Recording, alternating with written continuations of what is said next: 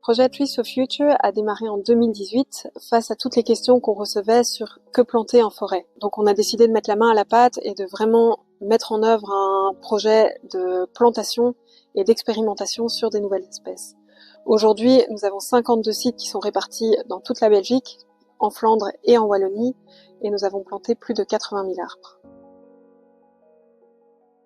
Au niveau des objectifs, donc c'est vraiment pouvoir diversifier la palette du forestier, lui permettre dans les prochaines décennies de pouvoir choisir d'autres espèces que celles qui sont plantées actuellement, ou de mieux connaître celles qu'on connaît un peu moins bien.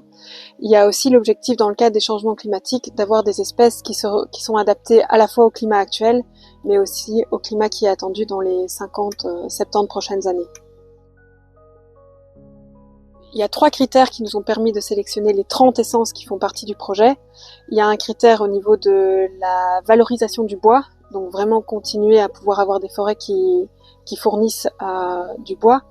On est très sensible aussi à l'aspect biodiversité, donc quel va être l'impact de ces espèces au niveau de l'écosystème. Et à ce niveau-là, on a aussi l'impact en termes de risque d'envahissement, de s'assurer que les nouvelles espèces qu'on introduit ne vont pas dégrader l'écosystème ou envahir les parcelles. Ici, on a 6 ans de recul sur les premières parcelles que nous avons plantées. C'est beaucoup trop tôt pour pouvoir tirer des conclusions et transmettre des résultats à nos membres, mais on a bon espoir.